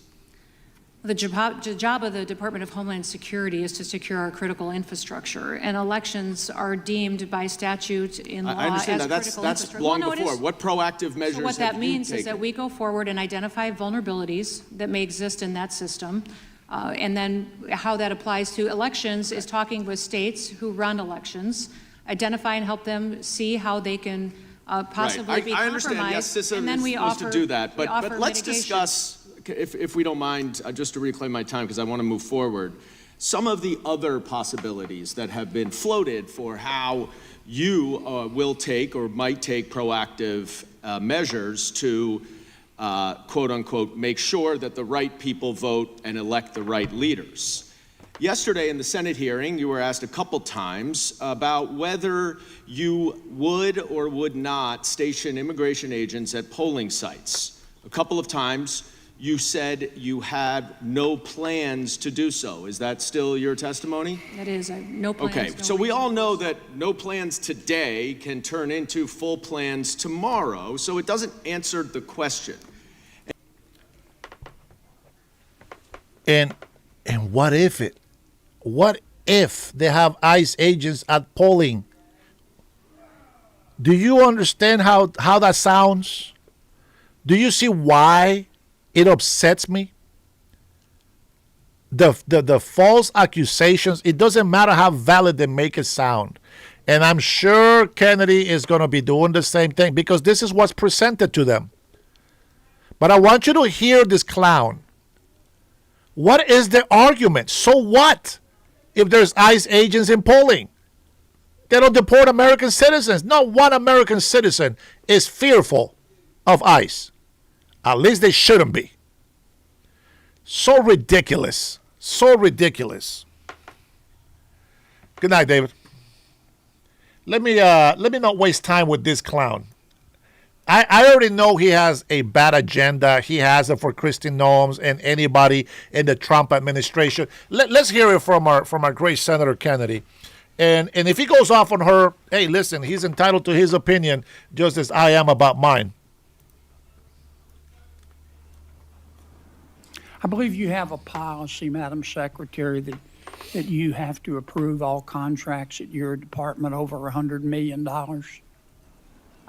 No, sir. I have a policy in place that I review contracts. My deputy chiefs have the ability to review anything under $5 million. Above that, I evaluate and look at. Okay. And you do that, I understand, to try to curb waste and abuse of taxpayer money. Is that right? Yes, sir. In fact, it's been extremely effective. We've saved the taxpayers over $13.2 billion just by evaluating contracts, negotiating lower ones, and canceling ones that aren't necessary to do our duties. How do you square that concern for waste, which I share, with the fact that you have spent $220 million running television advertisements that feature you prominently? Sir, the president tasked me with getting the message out to the country and to other countries where we were seeing the invasion come from, with putting commercials out that told them that if they were in this country illegally, that they needed to leave, or we would detain them and remove them, and they'd not get the chance to come back to America the right way. That has been extremely effective. Ask you to run these advertisements, is that right? We had that conversation, yes, before I was put in this position and sworn in and confirmed, and since then as well. Okay. Did you bid out those service contracts? Yes, they did. They went out to a competitive bid, and career officials at the department chose who would do those advertising commercials. And the people that you ended up picking were people who had formerly done your political work back in South Dakota, is that right? No, that's not correct, sir. I think it is. No, it's not, sir. The individuals who, I believe the careers who they chose were two different media firms. There's been conversation about their subcontractors, but we have no legal authority to look into subcontractors on work like that. Okay. And you're saying that you're testifying that President Trump approved this ahead of time. Is that my understanding? We had conversations about making sure that we were telling people. No, ma'am. I'm asking you, sorry to interrupt, but the president approved ahead of time you spending $220 million running TV ads across the country in which you are featured prominently. Yes, sir. We went through the legal processes, did it correctly. Did the president know worked you with were going to do OMB. this? Yes. He did? Mm-hmm. Yes. Okay. And one thing, Senator, I think would be helpful to know is how effective that communications has been. That Well, they were overwhelmingly effective in your name recognition. I mean, I personally just, I mean, to me, it puts the president in a terribly awkward spot. And and I'm not saying you're not telling the truth. It's just hard for me to believe, knowing the president, as I do, that you said, Mr. President, here's some ads I've cut, and I'm going to spend $220 million running them, that he would have agreed to that. I don't think Russ Vogt at OMB would have agreed to that. It's something we have to defend. I'm on the Appropriations Committee. My research shows that you did not bid them out, that you pick, in fact, one of the people you picked, the strategy group, Safe America Media was a company formed 11 days before you picked them, and that the strategy group got most of the money, and the head of that is married to your former spokesperson. Look, we all have friends who are qualified. I'm not quibbling with that. It troubles me. Quarter a fifth to a quarter of $1 billion of taxpayer money when we're scratching for every penny and we're fighting over rescission packages. I just can't agree with Madam Secretary. Are you still running those ads? No, Senator, I did not have anything to do with picking those contractors. No politicals at the Department of Homeland Security did. I understand. Are you Career still running officials those followed ads? the competitive bid process for Are you that. still running Everything those was, ads? I think the ads are due to end here in March, I think within a week or So two. they I'm are not sure of the still end running? date. The one that is running is focusing on angel families. Have you seen that? It is the one that's talking about this is our why. This is why we work every day. Okay. Is for the angel I've gotta families move and their on. victims that need to. Let me ask you about a different subject, and that is the waste of resources at your agency. I don't want to hear shit about waste of resources from Democrats. Now, Kennedy has a point, and I do respect Kennedy. Kennedy is one of my favorites. I respect him, and if he's right, which I believe he is, about the company that was hired, you have to understand something. From what I've been seeing, is that she has been out through the border, has been involved with everything that has to do with immigration. And I'm going to tell you something. If somebody did something wrong, sure, it can happen. Congress, the Senate, they have a problem, especially because Kennedy is part of it, with approving money to do what is necessary to take care of problems. Now, the benefit of doubt that I'm going to give Christie is that President Trump said, do whatever is necessary to close the border, to secure the border, and to deport every illegal immigrant. That tells me that's green light for everything. Did they discuss money? If the answer is no, well, that's something that should have been discussed. But if there was no communication of it, from the questions that he's asking, they're the right questions. And I'm hearing the right answer from her. But the question needs to be very specific. Did you have to talk to President Donald Trump about the $225 million or 220, whatever the amount was?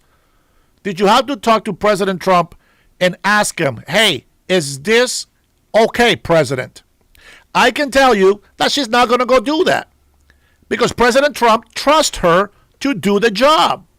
Now, if this makes President Trump look bad, it's going to make him look bad.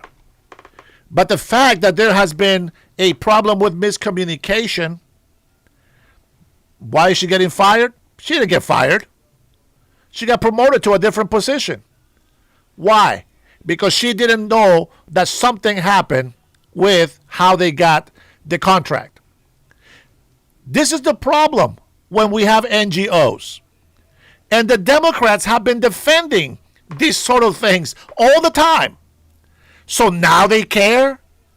Now that they're trying to stop illegals from leaving this country? Now they care about the budget and how we're protecting this country?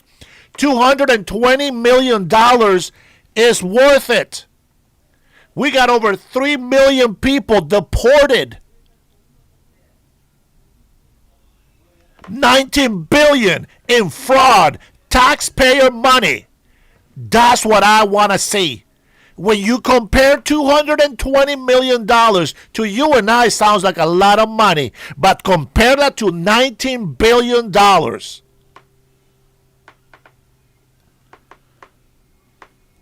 That's what I'm talking about. So, it upsets me to even hear, of course, my side, to say, Kristi Noem was fired and celebrate that. You don't know how hard the job is to do. You don't know how these Democrats be setting up obstacles and fear-mongering to people and putting all these violent, mentally ill people on the streets so that they can get a reaction, so that they can get a video to make somebody look bad. Can you imagine if you were put in that position? how would you feel? How would you feel about it? That somebody puts you in a situation where you normally wouldn't be. You get set up. I can tell you something. Let me tell you something. If the campaign was not successful, which it has been proven. The only thing that I would have said if I was a senator, listen, what I would like to tell you is we need better communication, and we cannot bypass procedures. That is a lot of money, and we need to make sure that we know where it goes. We don't want to be like the other side who protect fraudsters, who protect crimes. The argument before this question was, oh, it was Kristi Noem's. Yeah, we lost a witness because she deported him. Oh, we lost another criminal that was going to say something, but she deported him. Oh, my God. Are you kidding me? Are you kidding me? The same people who defend the cause of saying, oh, we don't want to bother illegal immigrants because when there is a dispute, there's a fight or a crime, they don't want to talk to us. They don't want to tell on the criminals because they're afraid of being deported. If they're afraid of being deported, they shouldn't be here in the first place, and somebody else should be living in the house that has papers and is supposed to be here. That's how you take care of that problem. Get rid of all the people who are afraid because they are illegal. Send them back home where they're not afraid to be legal because that's where they belong. I'm just saying. Adam has told me, Dennis, you live in a very saturated blue state. They will audit every single dollar that you use on that campaign 10 to 1. They probably don't even audit their own people. But if you go as a Republican, they will audit the out of you. And I believe it. Look what they're doing here to Kristi Noem. It has been proven that she has been successful. She has a great record. Everybody in ICE, everybody in the federal government protecting the federal law is excited. Do we got some mishaps? Yes. There is a power trip people in every position of power. Is there bad ICE agents? Yes. Is there bad police officers? Yes. Is there bad soldiers? Yes. Is there bad veterans? Yes. Is there bad politicians? Yes. There is good and bad in everything. But you can't just go and say, oh, you look at you, always defending MAGA. What the hell do you think MAGA is?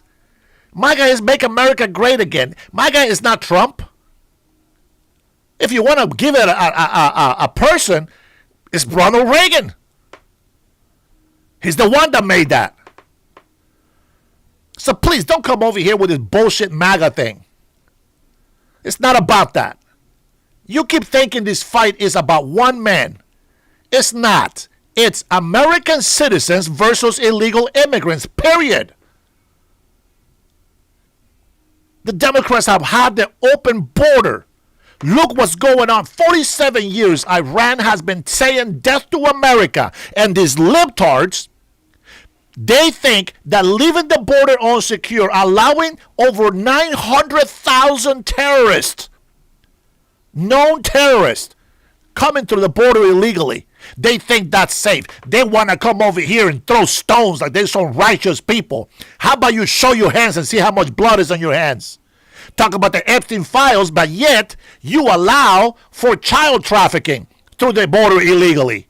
You allow the cartel to own you. And you want to talk about protecting children. You don't care. You don't care. If you really care about children being protected, you wouldn't allow any Muslims in this country. You wouldn't allow any mutilation of this transgender movement. Don't tell me you care about children. Don't tell me that you care about innocence. Don't tell me you care about American people. You don't. You don't because you defend evil. You guys complain and bitch about $220 million, maybe as bad as a conflict of interest. I get it, but it's not fraud. It's not fraud. And it has been proven to be right. It has been successful. What do Somali pirates have in Minnesota? Nothing successful. The only farce is how many people are employed. That's because they get the money from you, the taxpayer dollar. Look at Somali businesses in Minnesota right now going out of business. Why? They don't have the fraud money anymore. They don't get the free pay. They don't get to hire their cousins and nephews and sisters and brothers to go into a business, a legitimate business.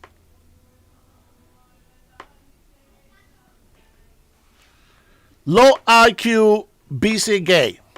I'm not sure why you come in here, to be honest. I don't think you ever come in here and give me any type of good criticism. Let's see. Oscar says he might ban me for this, but Mr. Herrera does this to get attention and equals out to money. I think I realize.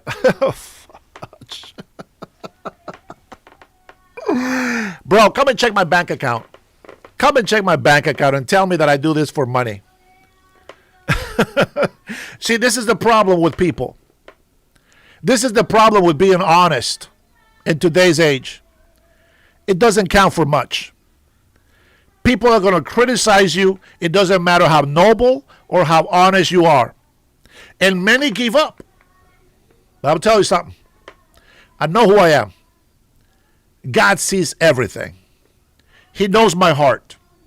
He knows my strength and my weaknesses. But I don't.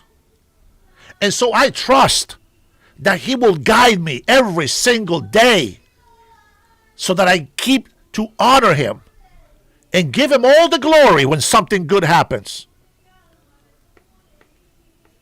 I will not stop being honest because some people will never understand what honest is. I learned a long time ago I cannot please everybody. I already know. So I don't let that bother me. But it does bother me when people get lied to and believe the lie.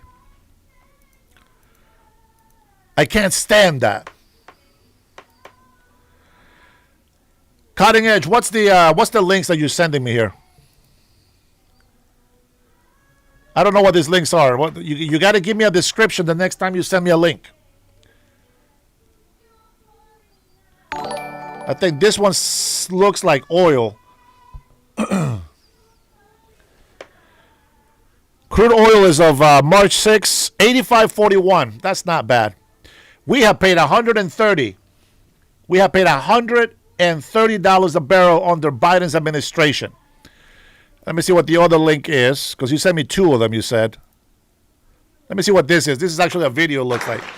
Thank you. I would now like to invite Deputy Chief of Staff for Policy and Assistant to the President for Homeland Security, Stephen Miller, to the podium. Sir, the floor is yours.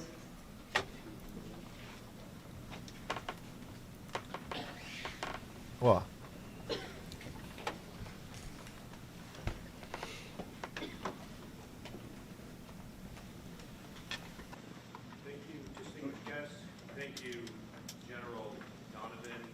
General Nordhaus, and thank you to my good friend Secretary Hegseth, who I've long admired but I've gotten to know personally in the last number of months, and he is as fine a gentleman and as fierce a warrior as you will ever meet, and we've all learned to put our faith and confidence in his leadership of the War Department, so thank you.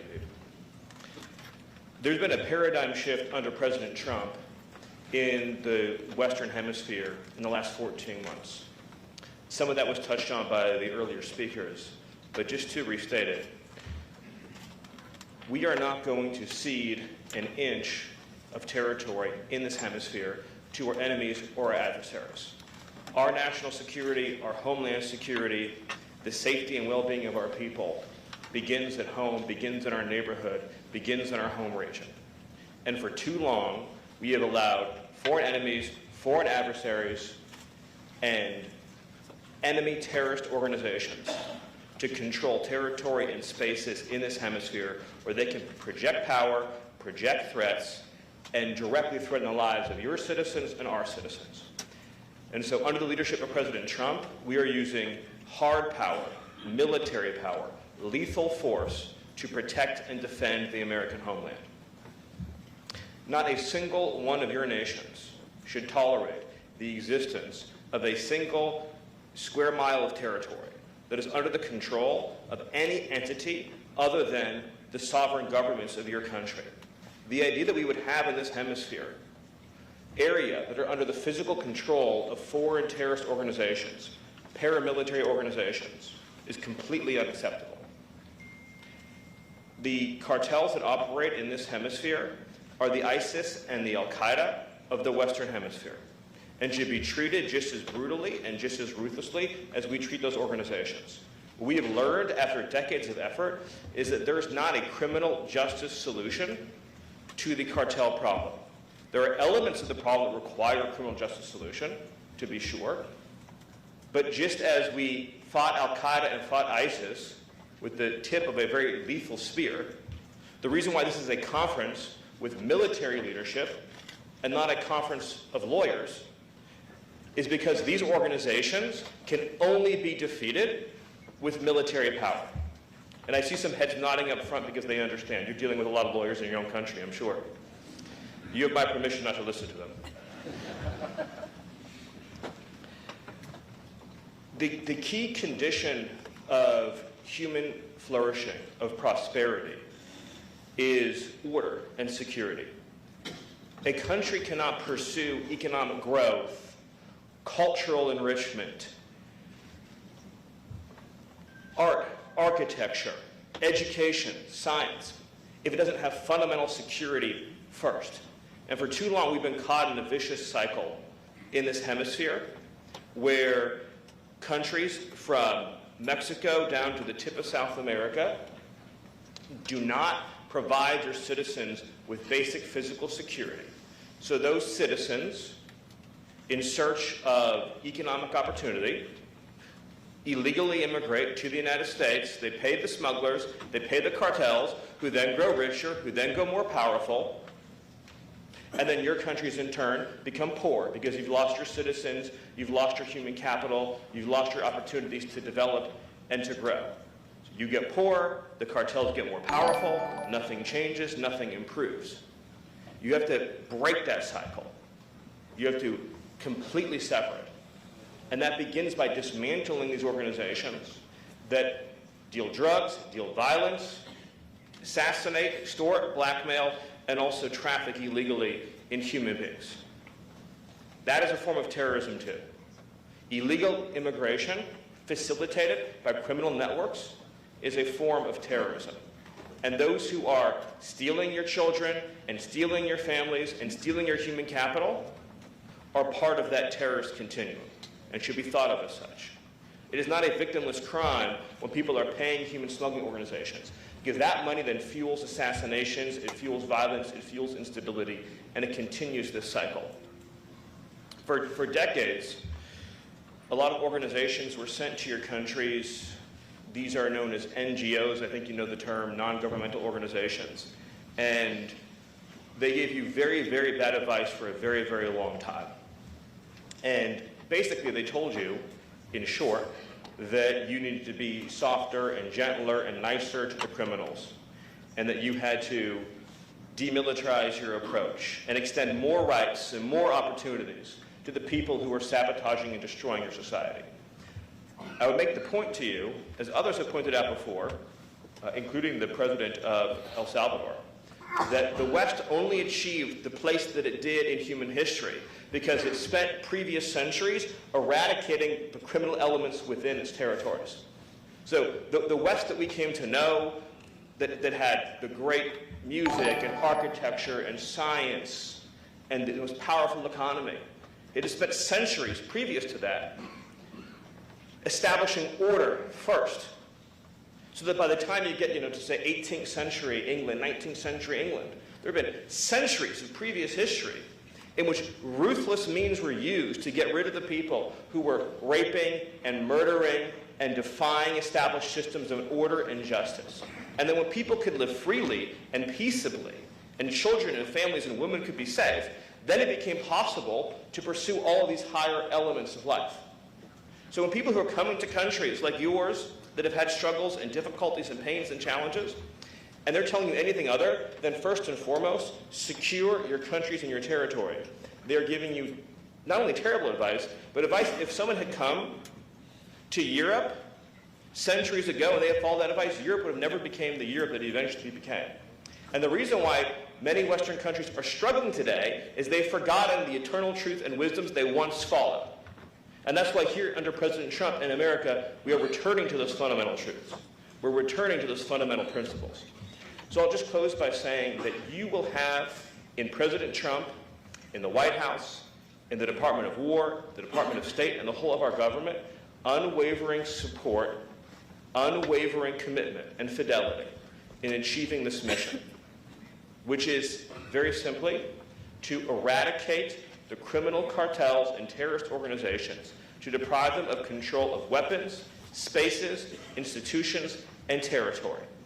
And the human rights that we are going to protect are not of the savages that torture and rape and murder. The human rights that we are going to protect are of the peaceable citizens who have an absolute human right to live in physical safety and security every day of their lives. And in that mission, I promise you, we will be your closest partner. Thank you.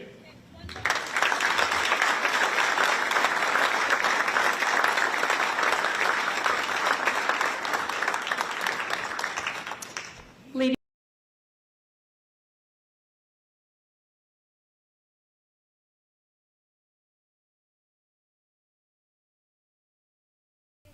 Thank you for the link, Cutting Edge. I try to find some pricing from China, but I don't see it. Just gives me the same random information. I can care less. But anyways, I want to thank you guys for your support. Robert, thanks for making me laugh, bro. This thing drives me crazy. Missy says, Oscar, get your head out of your TV. It's a television. I like that. It's a television. I like it. I like it. But anyway, listen, we need to see results. We saw the results in Venezuela. We saw the results from remember, every single Democrat and some rhinos were criticizing President Trump on the fishing boats, the drug boats. And what came to light is that by destroying these drug boats, we went down over 20% of drugs coming into this country. How does that happen? We got some proof. Crime is down. And it's not because Democrats are tough on crime. Democrats are the opposite. They like criminals to go out there. They like to be able to get their money one way or another. I'm going to tell you, I wonder why these people are in government right now. Whew, man. Let me see. I got one more thing here. Oh, no, I already shared that. Already shared that.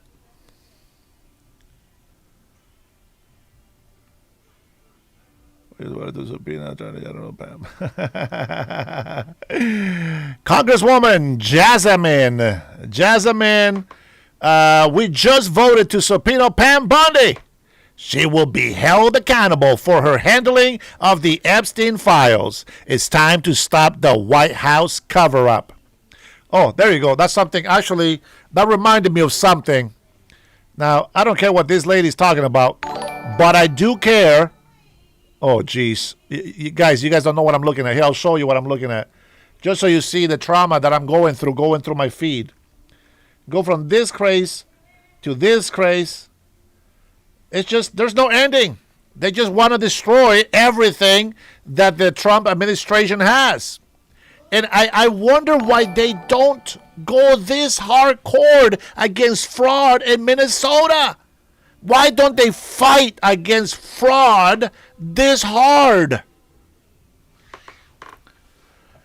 Trump is doing a Bukele, but across the entire hemisphere. Yes, sir. Yes, sir. I am excited about that. Yeah, sorry. Thank you, Missy. I know. That's okay. Something good came through. Barron Trump is almost 20 years old, 6'7", and very healthy. He needs to be at the front lines in Iran. You know what? For all of you people, well, maybe that guy that posted that should be at the war in the front. Let me tell you something. We don't have a mandatory duty to serve. If we did, then maybe he will go.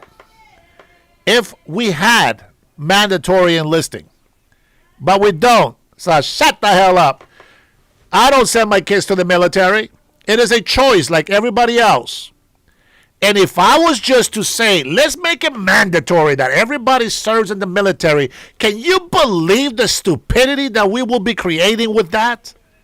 We would be sending people that go to war and make us lose.